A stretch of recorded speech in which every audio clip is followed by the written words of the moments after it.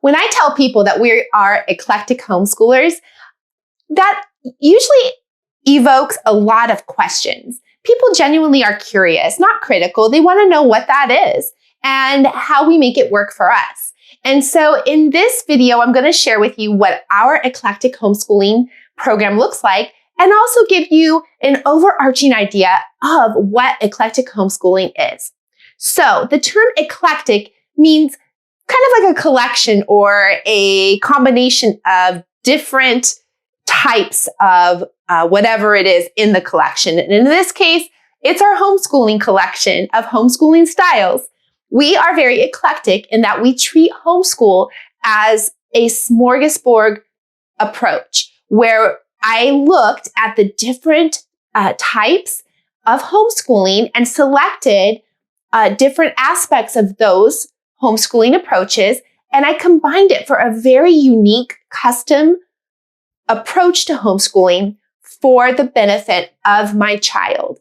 Really, I looked at what were his specific needs, what were his specific goals, and we built a homeschool program to meet those needs. In our eclectic homeschool program, we combine 3 different types of homeschooling. We combine core classes, sometimes it's referred to school at home, where because he is a high schooler and he has goals to go to university. Currently, he's planning on studying abroad in Japan, but we really wanted to ensure that he had the qualifications and had met the requirements to apply to whatever program he wanted to, because he had decided very early on that what he wanted to pursue needed a post-high school education through a university system. So we wanted to make sure we set him up for success. So we definitely have school at home classes that are making sure to meet, in the state of California, we have A through G requirements if he wants to go to a UC system. And like I said, right now he's planning on going abroad to Japan. It's very exciting. And he'll be going in the upcoming fall to look at some options in Japan. But, we wanted to make sure that no matter where he went or what path he decided to take, that he had options. And so we made sure that his classes meet A through G qualifications.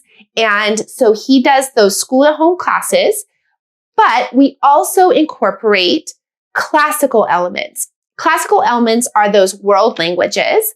And right now he's studying Japan. He does this through a language institute. Every week he goes to a class.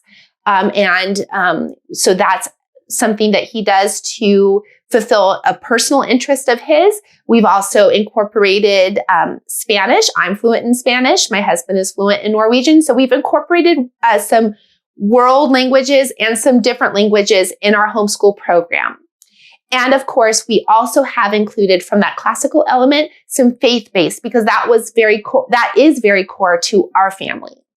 Our next type of homeschooling that we have combined in our eclectic program is unschooling. So 2 times a week, we have what we call unschool. But, it's not just a free-for-all, that there are certain parameters, but that it is a day to work on special interests, projects. It's very project-based, but it's led by his interests. On unschooling days, he does things like go to an animal shelter and he volunteers. He is a little rabbit expert. So he goes and he provides care for the rabbits. He builds and wires things. In fact, the computer that I edit all these videos on, he built from scratch, as well as the computer that he does his work on. So all of these projects are things that he's worked on unschooling days. He's also run an eBay store with our supervision.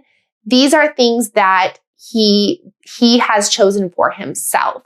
And that is what unschooling signifies for us, is that it is child or student, in this case, student-led, that he is kind of driving those interests and those pursuits on those days.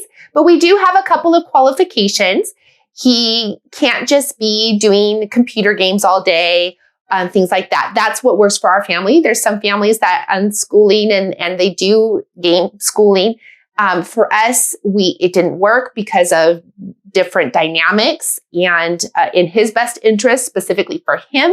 So we require that he is actually doing some sort of a hands-on project that he has chosen and selected, some activity for the majority of the day. And we also, because of where he's at, and he is a high schooler, in pursuing certain goals for his long-term planning, that he is up to date on his core classes. So those are just things that we have instituted that work for us to help have a foundation. And of course, there's a different range for different families. That's just what works for us. But I get a lot of questions about what eclectic homeschooling is, what is unschooling, how do we make that work for us? And so I just wanted to share with you what that looks like for our family.